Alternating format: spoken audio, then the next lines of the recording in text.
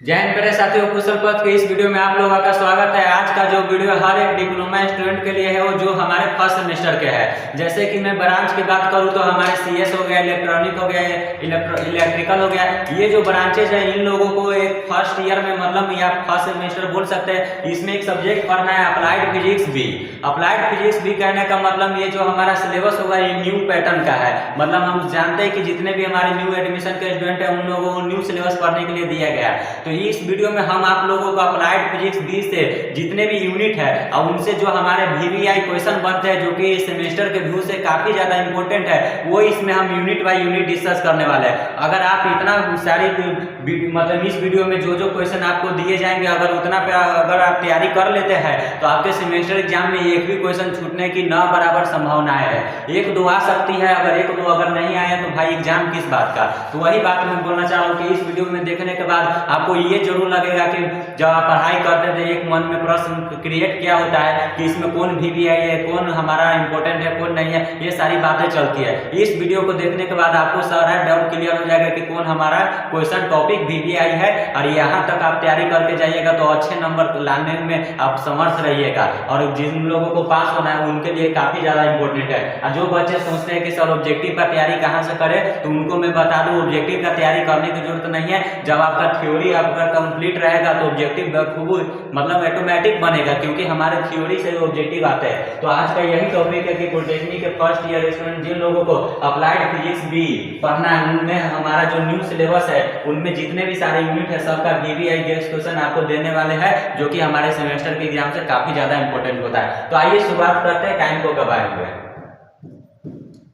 तो यहाँ से हम पहले अपने फर्स्ट यूनिट की शुरुआत करेंगे कि फर्स्ट यूनिट में हमारे कौन कौन से इंपॉर्टेंट क्वेश्चन बन सकते हैं एग्जाम के लिए। तो फर्स्ट यूनिट का जहाँ नाम है, मैं यहाँ पे पेन का कलर डिफरेंट लेता हूँ।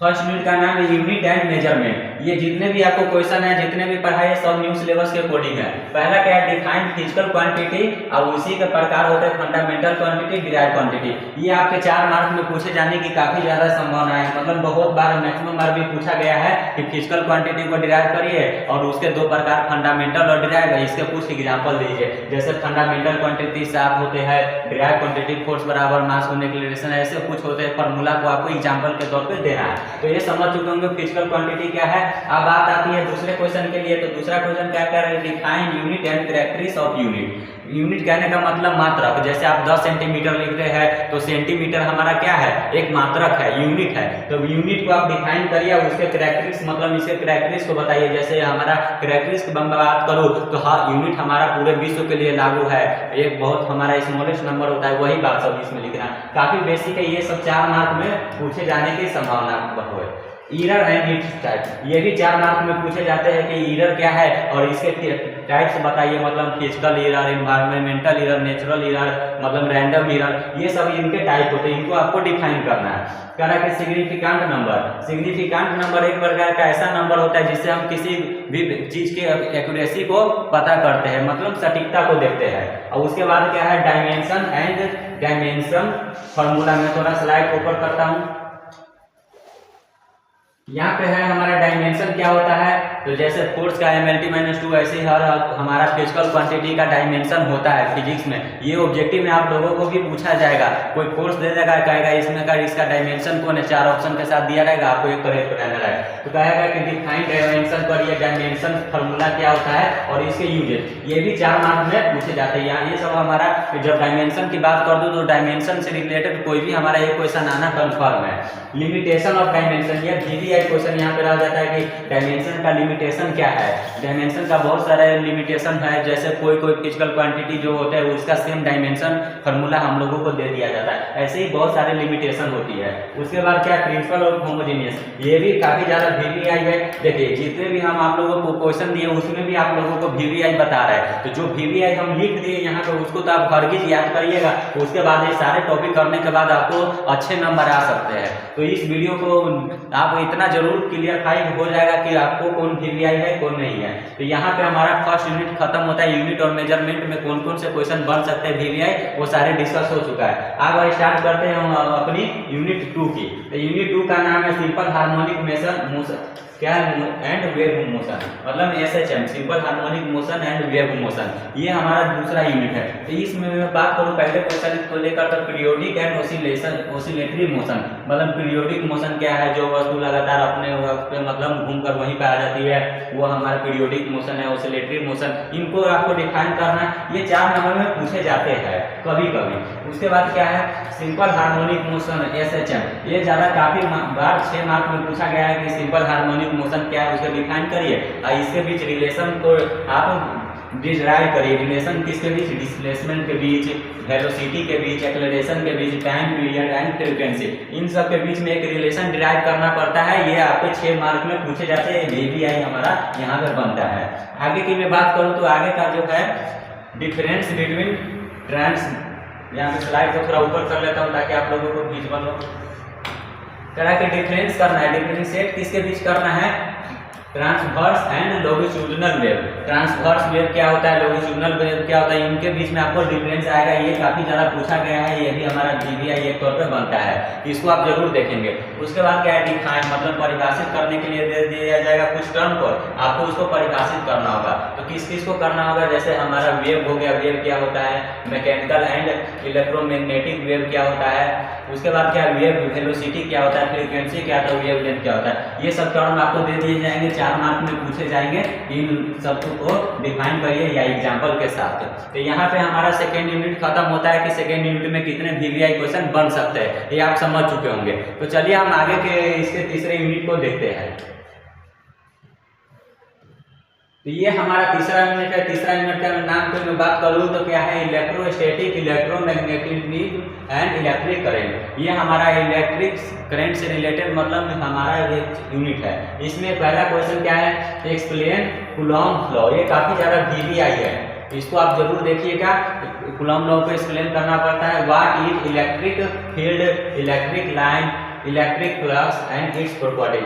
ये भी काफी ज्यादा पूछे जाते हैं 4 मार्क में कि आपको इन सब टर्मों को डिफाइन करना है। प्रॉपर्टीज की बात करूँ तो कभी भी इलेक्ट्रिक फील्ड लाइन अपने आप को इंटरसेक्ट नहीं करता है, ये सब इनके प्रॉपर्टी होते हैं, तो आपको लिखना पड़ेगा। इलेक्ट्रिक डाइपोल, ये भी काफी बार पूछा गया है और इससे भी ज्यादा काफी बार पूछे जाने वाले हमारे ये क्वेश्चन है कि गॉस लॉ। तो देखिए गॉस लॉ क्या कहता है, तो ये जो गॉस लॉ है, ये फैराडे लॉ है, काफी ज्यादा VVI है। ये आपको 4 या 6 मार्क में डायरेक्ट पूछे जाते हैं सेमेस्टर एग्जाम में, तो आप इसको इग्नोर मत करिएगा। जितने भी हमारे फिजिक्स में लॉ है उनको आप जरूर एक बार देखिएगा। उसके बाद क्या, Faraday law of electromagnetic induction, मतलब इलेक्ट्रोमैग्नेटिक इंडक्शन पे फैराडे का क्या नियम है उसको आपको एक्सप्लेन करना है। मैग्नेटिक फ्लक्स, लेंज़ लॉ, ये भी 6 मार्क में पूछे जाते हैं। मैग्नेटिक फ्लक्स को डिफाइन करिए। DC एंड AC करंट को आपको मतलब वहाँ पे डिराइव करना है, मतलब उसका एक्सप्लेनेशन देना है या डिफाइन करना है। जितने नंबर में पूछे जाएंगे उसके अकॉर्डिंग आप लोग आंसर दीजिएगा, उतना सोचने वाली बात नहीं है। तो ये हमारा पे होता है तीसरा यूनिट क्लियर। आप समझ चुके होंगे कि पहला यूनिट, दूसरा यूनिट और तीसरा यूनिट में कौन कौन से हमारे VVI क्वेश्चन बन सकते हैं। अब मैं उम्मीद करता हूँ कि आप लोगों का धीरे धीरे डाउट क्लियर होता होगा कि सर हम जानते नहीं थे कौन VVI नहीं है, क्योंकि आप पहले बार पढ़ रहे हैं तो इतना एक्सपीरियंस तो हो नहीं सकता है कि आप क्लियरफाई कर ले कि कौन हमारा VVI है। तो इस वीडियो को लाने का यही मेन पर्पज है।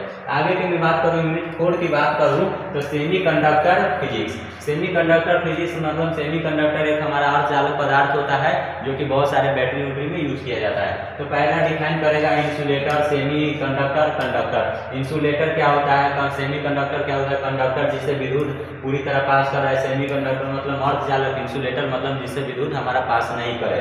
उसके बाद क्या है, PN जंक्शन, जैसे डायोड पढ़ते हो तो उसमें बीच में एक हमारा PN जंक्शन होता है, उसको आपको एक्सप्लेन करना है। VI characteristic half to wave and full wave rectifier, इस सबको आपको क्या करेगा 4 नंबर या 6 नंबर में पूछे जा सकते हैं। जैसा क्वेश्चन वैसा आप आंसर दीजिएगा। उसके बाद क्या है, photo cell, solar cell, working principle, मतलब फोटो सेल, सोलर सेल क्या होता है, इसका वर्किंग प्रिंसिपल क्या है, किस सिद्धांत पे ये काम करते हैं, इसको आपको एक्सप्लेन करना होगा। उसके बाद क्या है, देखिए ये काफी ज्यादा 6 मार्क में पूछे गए क्वेश्चन है। ये क्वेश्चन है कि इंट्रीनीज एंड एक्सट्रीनीज सेमी कंडक्टर, मतलब ये जो हमारे 6 मार्क में काफ़ी बार पूछे गए। मैं जब पिछला बार एग्जाम दिया तो मतलब जब मैं अपनी बात कर रहा हूँ, जिस समय हम एग्जाम दिए थे इस समय वो क्वेश्चन आया था, तो आप इसको भी देखिएगा 6 मार्क में पूछे जाते हैं। तो यहाँ पे हमारा 4th यूनिट कंप्लीट होता है। अब आते हैं अपने 5 यूनिट पे। तो 5वां यूनिट में जो हमारे VVI क्वेश्चन बनते हैं उसको मैं थोड़ा बहुत आप लोगों को डिस्कस कर देता हूँ। तो 5वां यूनिट का नाम है मॉडर्न फिजिक्स। ये मॉडर्न फिजिक्स हमारा 5वां यूनिट है। मैं पहले देखिए पुराने सिलेबस में हमारा जो फिजिक्स यूनिट था उसमें टोटल 7 यूनिट थे, लेकिन नए सिलेबस के अकॉर्डिंग इसमें 5 यूनिट रखा गया है। ऐसा नहीं है कि पूरा डिफरेंट, नहीं, फिजिक्स भी से मिलता जुलता है। कुछ पार्ट इसमें हटाया गया है, कुछ पार्ट न्यू इंक्लूड किया गया है। तो इसीलिए सिलेबस चेंज होने पर आप लोग घबराइए मत। आगे क्या है, Einstein photo electric equation and photo electric effect. Photo electric effect क्या होता है, जब हमारे मेटल पे सनलाइट को एक निश्चित फ्रीक्वेंसी में पास कराया जाता है तो उससे कुछ हमारा इलेक्ट्रिक प्रोड्यूस होता है। तो वही बात है, आइंस्टाइन इससे क्या इक्वेशन दी है उसको पढ़ना है। उसके बाद क्या है, स्पॉन्टेनियस एंड स्टिमुलेटेड इमिशन। जब हमारा इमिशन होता है मतलब कोई हमारा बॉडी में एनर्जी आता है तो हमारा लोअर स्टेट से हायर स्टेट पे जाना चाहता है, हायर से जब नीचे आता है तो एनर्जी को इमिट करके नीचे आता है लॉस करके, तो वही पढ़ना है। आगे क्या है, population inversion and explain pumping method. ये आपको 6 मार्क में पूछे जाते हैं, पंपिंग मेथड। जब आप लेजर पढ़ते हैं तो उनमें इसका काफ़ी ज़्यादा डीपली पढ़ना है कि पॉपुलेशन इन्वर्जन क्या होता है, पंपिंग मेथड क्या होता है। पॉपुलेशन इन्वर्जन की बात करूँ तो इसमें क्या होता है कि मान लीजिए कोई हमारा एनर्जी पास कराया जाता है तो वो हमारे ग्लास से मतलब मिरर से डिफ्लेक्ट होकर उसका काफ़ी ज़्यादा संख्या बढ़ते जाता है, तो उसी के पॉपुलेशन इन्वर्जन कहते हैं। पंपिंग मेथड जो होता है हमारा नीचे हायर से लोअर, लोअर से हायर पर स्थानांतरण होता है।